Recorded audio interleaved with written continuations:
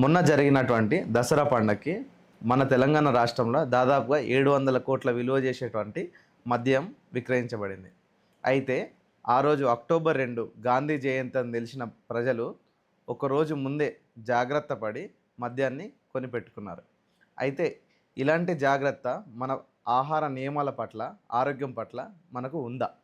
మనం సరదాకి తీసుకునేటువంటి ఈ ఆల్కహాల్ మన శరీరం పైన, అదేవిధంగా మన జీవితం పైన ఎలాంటి ప్రభావం చూపిస్తుందనే విషయాన్ని ఈ వీడియోలో తెలుసుకుందాం. నా దగ్గరికి ఒక పేషెంట్ని అపస్మార స్థితిలో తీసుకొని వచ్చారు. తనతో వచ్చిన ఫ్రెండ్స్ ఏం చెప్తున్నారంటే, దాదాపుగా తను 4 డేస్ నుండి తన స్నేహితుడు పెళ్ళిలో హల్దీ ఫంక్షన్ నుండి మొదలు పెడితే బ్యాచిలర్స్ పార్టీ, పెళ్లి రోజు, దాని తర్వాత బరాత్, దాని తర్వాత రిసెప్షన్, ఇట్లా కంటిన్యూగా 4-5 డేస్ నుండి ఆల్కహాల్ తాగుతూనే ఉన్నాడు. సడన్గా బ్లడ్ వామిటింగ్స్, అంటే మనకు రక్తంతోనే వాంతులైనాయి. అవి చాలాసార్లు అవ్వడంతో హాస్పిటల్కి తీసుకొని వచ్చారు. తర్వాత అతనికి చూస్తే మన ఏదైతే జీర్ణవాహిక ఆహారం తీసుకునేది ఈసోఫాగస్ అని అంటామో, ఆ పేగుల లోపట రక్తనాళాలన్నీ పగిలిపోయి రక్తం గారుతూ ఉంది. ఇలా చాలా రక్తం పోయి, దీంతోపాటు తనకి ఆల్కహాల్ వల్ల మెటబాలిక్ అసిడోసిస్ అనేటువంటి ఒక సమస్య వచ్చి కొద్దిసేపటికి దురదృష్టవశాత్తు చనిపోయడం జరిగింది. ఈ విధంగా ఆల్కహాల్ దీర్ఘకాలికంగా మాత్రమే కాకుండా ఇమీడియట్గా, అంటే కొన్నిసార్లు వెంటనే కూడా మరణానికి కారణమయ్యే అవకాశాలు ఉన్నాయి. ఈ మన జీవన శైలిలో అవసరాలు, కోరికలు, బలహీనతల పట్ల మనకు లేని నియంత్రణకి ఎవరిని బాధ్యులు చేయగలం? వ్యాపారులన, అధికారులన, రాజకీయ నాయకులన? ఆల్కహాల్ మనం తీసుకున్న వెంటనే జీర్ణాశయం నుండి లివర్లోకి దాదాపుగా 95% వెళ్తుంది. అక్కడికి వెళ్ళిన తర్వాత ఆల్కహాల్ అనేది విచ్ఛిన్నం అవుతుంది. ఈ విచ్ఛిన్నమయ్యే ప్రక్రియకి మన లివర్లో ఉన్నటువంటి ఎంజైమ్స్ అనేటివి హెల్ప్ చేస్తాయి. అయితే ఇదంతా జరిగేటప్పుడు ఈ ఆల్కహాల్ విచ్ఛిన్నమయ్యే ప్రక్రియలో ఎన్నో రకాల కెమికల్స్, NADH, అసిటాల్డిహైడ్, అసిటేట్, ఇలాంటి కెమికల్స్ అనేటివి ఎక్కువగా రిలీజ్ అవుతాయి. ఇలా రిలీజ్ అవ్వడం వల్ల అక్కడ ఉన్నటువంటి లివర్లో ఉన్నటువంటి కణాలు అనేటివి పనితీరు తగ్గిపోతుంది. మనకి కాలేయంలో కొవ్వును కరిగించేటువంటి శక్తి అనేది తగ్గిపోతుంది.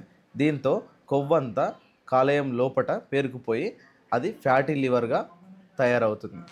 అయితే ఇలా కొన్ని రోజులుగా జరిగిన తర్వాత మెల్లిమెల్లిగా ఈ లివర్లో ఉన్నటువంటి కణాలన్నీ క్షీణించిపోయి పూర్తిగా పనిచేయకుండా అయిపోతాయి.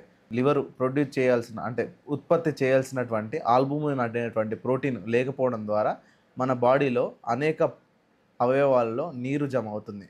ఉదాహరణకి కడుపులో నీరు చేరి అసైటిస్ అనేటువంటి ప్రాబ్లం రావడము, అలాగే మన కాళ్ళల్లో వాపు రావడము, ఇంకా అనేక సమస్యలకు దారిచేస్తుంది. ఇదే విధంగా కొన్ని రోజుల తర్వాత ఈ ఆల్కహాల్ దుష్ప్రభావం ఎక్కువ అయిపోయి ఆల్కహాలిక్ హెపటైటిస్ అనేటువంటి కండిషన్ని మనం ఎదుర్కోవాల్సి వస్తుంది. అప్పుడు జ్వరం రావడము, తర్వాత పచ్చకామెర్లు రావడము, ఇన్ఫ్లమేషన్లు పెరగడము, మన పొట్టపైన నరాలు తేలడము, ఇలా అనేక రకాల ప్రాబ్లమ్స్ని మనం ఫేస్ చేయాల్సి ఉంటుంది. ఇదే విధంగా ఇంకా కొన్ని రోజుల తర్వాత ఈ ఆల్కహాల్ కంటిన్యూ అయినా ఈ లివర్ యొక్క పనితీరు అనేది పూర్తిగా నాశనం అయినప్పుడు ఈ హెపాటోమెగాలే, ఎప్పుడైతే మనకి కొవ్వు పేరుకపోయి లివర్ యొక్క సైజ్ అనేది ఎక్కువైందో లోపట ఉన్న కణాలు అనేది చితికిపోయి దగ్గరగా అయి ముద్దలా అవుతుంది. దీన్ని ఫైబ్రోసిస్ అనే అంటాం. ఇలా అయి లివర్ యొక్క పని పూర్తిగా నాశనమై క్రోనిక్ లివర్ డిసీజ్ CLDగా మారుతుంది. ఇలా మారిన తర్వాత బాడీలో ఉన్నటువంటి అనేక రకమైన హానికర కెమికల్స్, టాక్సిన్స్ ఎక్కువ అయిపోయి బాడీ యొక్క ఫంక్షన్ మొత్తాన్ని దెబ్బతీస్తుంది. తద్వారా కొద్ది రోజులలోనే ఈ యొక్క కెమికల్స్ అన్నీ మెదడుకు చేరి మెదడు వాపు కూడా వచ్చే అవకాశం ఉంది. దీంతో మనిషి యొక్క మానసిక స్థితి క్షీణించి మెల్లమెల్లగా అనారోగ్యంతో మనిషి చివరికి మరణించే వరకు కూడా వెళ్ళే అవకాశాలు అనేటివి ఉంటాయి. కానీ ఆల్కహాల్ తీసుకునేటప్పుడు మన అందరము ఇది దీర్ఘకాలికమనే అపోహతను ఉంటాము. కానీ కొన్నిసార్లు ఇది ఇంకా వేరేలాగా కూడా ఎఫెక్ట్ చేస్తూ ఉంటుంది. కొంతమంది ప్రజలు చాలా రోజులు ఎక్కువగా ఆల్కహాల్ తీసుకొని ఒకే రోజులో బంద్ చేద్దామని చెప్పేసి షరతులతో ఒక రోజులో ఆపేస్తారు. అలాంటి వాళ్ళలో ఇంకొక కొత్త సమస్య ఉంది. అదే ఆల్కహాల్ విత్డ్రావల్ సిండ్రోమ్. ఎప్పుడైతే మన బాడీ క్రోనిక్ ఎక్కువగా ఆల్కహాల్కు అడిక్ట్ అయిపోయి అలా లివర్ ఫంక్షన్ అనేది ఎఫెక్ట్ అయ్యి బ్రెయిన్ మీద ఎఫెక్ట్ అవుతుందో, అప్పుడు సడన్గా ఆల్కహాల్ని స్టాప్ చేయడం ద్వారా ఆల్కహాల్ విత్డ్రావల్ సిండ్రోమ్ వచ్చి మనిషి యొక్క మానసిక స్థితి పూర్తిగా కోల్పోయి ఆగమాగం అవ్వడము, చేతులు వణకడము, ఏదైనా వస్తువును లేపలేకపోవడము, బలహీనపడము, అనేక రకాల సమస్యలతో ఆ వ్యక్తి సఫర్ అవుతాడు. ఇలాంటి టైంలో ఖచ్చితంగా డాక్టర్ దగ్గరికి వెళ్ళి తగిన విధంగా చికిత్స తీసుకోవడం ద్వారా మనం ఆ పేషెంట్ని కాపాడుకోవచ్చు. ఇదే విధంగా ఎప్పుడైతే లివర్ ఫెయిల్ అవుతుందో మగవారిలో రొమ్ములు పెరగడము, తర్వాత పిల్లలు పుట్టే శక్తి తగ్గిపోవడము, అంగస్తంభన లాంటి ప్రాబ్లమ్స్ కూడా మనం ఫేస్ చేయవచ్చు. ఎవరైతే ఇన్ఫర్టిలిటీతో బాధపడుతున్నారో వాళ్ళకు ఆల్కహాల్ తీసుకోవడం కూడా ఒక కారణమై ఉండొచ్చు. దీన్ని ఖచ్చితంగా గమనించగలరు.